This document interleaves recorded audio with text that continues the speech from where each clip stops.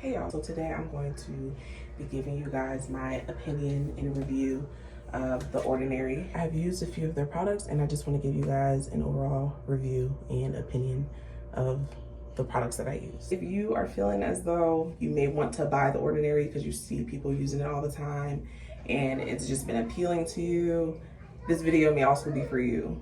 If you also have sensitive skin and you're thinking about getting this video may be for you. I haven't used their products recently, but last year I did give their products a try for the first time and I did not like them, so I did away with The Ordinary completely and I haven't used them since June of last year, and I found something better. You guys can go check out that video.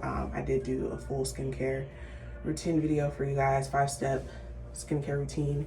You guys can go check out that video right here. These are the 3 products that I am going to be reviewing. The Ordinary cleanser. This is the glycolipid cream cleanser. I don't know if that's how you say it. Anyway, I'm going to be reviewing this, and I'm also going to be reviewing their hyaluronic acid serum here, and then I'm also going to be reviewing their niacinamide serum as well. And let me know what you guys think of these products. If you've ever used them before, just let me know how you felt about them. What did they do for you? What did they not do for you? And I hope you guys enjoy the video. So for just a little history about my skin, I have very dry textured skin.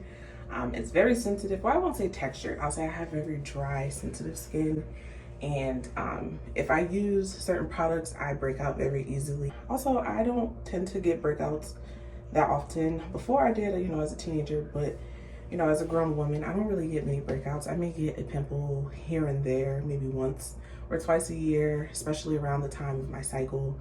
But other than that, I don't tend to get breakouts, so there's that. I do tend to have a lot of hyperpigmentation, and I'm doing better with dark spots, but dark spots are an issue with me. Like if I do get a pimple and it goes away, sometimes it'll leave a dark spot there, even if I treat it well. And even if I don't touch it at all, it just kind of remains there for a while and it slowly fades away. But I'm doing better with clearing up my skin as far as dark marks. I'll start with the cream cleanser. I did not like it. So this product did not do me good. This was not a good product for me at all. I like the formula. I honestly think the quality of it is nice. And at this point, I'm wasting product. The quality of it is nice, but I just genuinely did not like what it did to my skin. It did not do what I think it would do. It cleanses, but it also broke me out really bad. It gave me bumps everywhere around like my cheeks and my T-zone, right? And I also saw a couple of people said that they use this to remove their makeup. I tried that once or twice. And yeah, it removed the makeup, but I felt that sometimes I would go back in for like a 3rd wash and there would still be some makeup there. And I don't even cake on makeup like that. And I use a very light foundation. I use a drugstore foundation sometimes, and then sometimes I'll use the Fenty Longwear foundation. But I haven't caked on my face at all, ever, really. I don't like the cakey look. I do a light, honestly, I don't even put foundation up here on my cheeks. I usually just put it like in certain areas, I felt like although it does remove makeup, it doesn't remove it well. That's my opinion. I feel like if I'm going to remove makeup, especially foundation for my skin, I would benefit better from using an oil cleanser, which is what I have been using recently. I don't like micellar water. That breaks me out as well. I've used other micellar waters and I don't like what they do to my skin. I feel like they dry my skin out and they also break me out too. I will say this is beneficial if you don't have sensitive skin and if you don't mind using a bunch of it to remove your makeup, if that makes sense. I do feel it is nice in terms of scent. It's not heavily perfumed. There's no strong fragrance. My skin is very sensitive to fragrance cleansers. So if my cleanser or face wash or even my face moisturizer or face oil has some sort of perfume that isn't natural, like a shea butter or shea, like that cocoa butter shea, if it's not natural, my skin will break out. So I will say this is very nice in the sense that it doesn't have a strong fragrance to it. So that's one benefit of it. I just didn't like the results I got with this at all. So now I'm going to give you guys my opinion of this hyaluronic acid. I thought this was okay, although hyaluronic acid tends to mess up my skin barrier, I found. Whenever I use a face wash with hyaluronic acid, and then I go in with a serum or moisturizer that also has hyaluronic acid in it, my skin does not do well. It does not do well on my skin. I tend to get tiny, tiny little bumps all over my face sometimes from using this. Sometimes I just feel like it's not needed, especially if it's already in your face moisturizer. I just personally did not like the hyaluronic acid from The Ordinary. I've used hyaluronic acid in other forms as far as like moisturizers. I just feel like a hyaluronic acid serum is just not really necessary, especially if the hyaluronic acid is already in your face wash or your face moisturizer. I just feel like it's very redundant and very unnecessary. Less is more, in my opinion.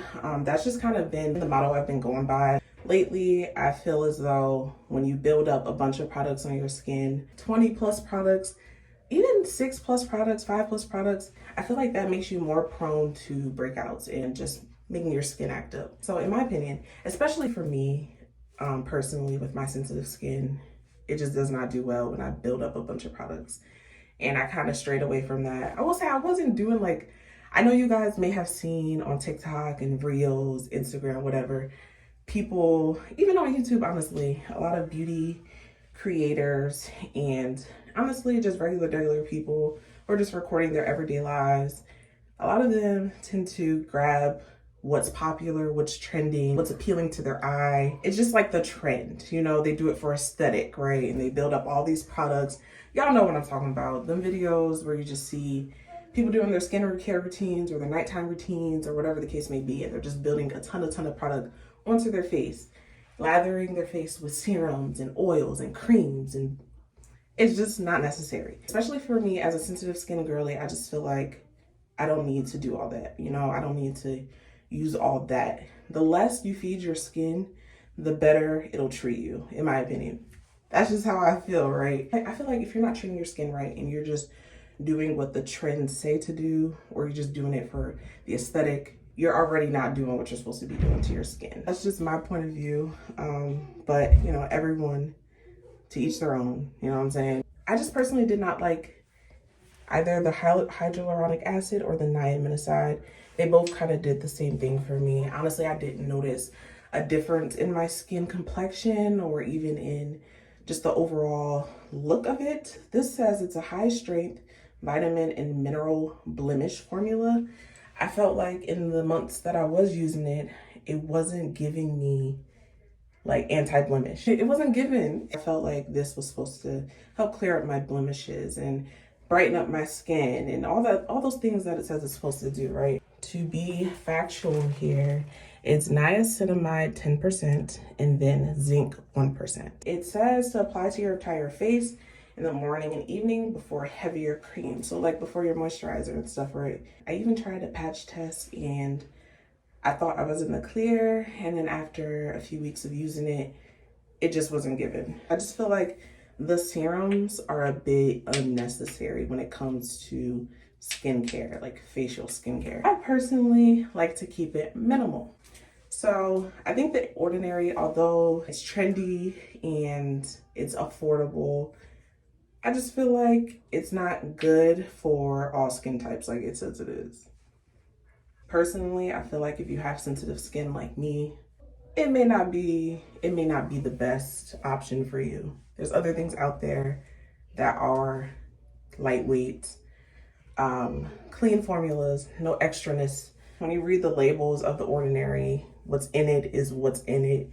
But I just feel like there's other brands out there that can give you that trust between their label and also what's actually in the formula. If the label says there is niacinamide 10% and then zinc 1%, it should be just that. It shouldn't be no hidden unnecessary ingredients in there.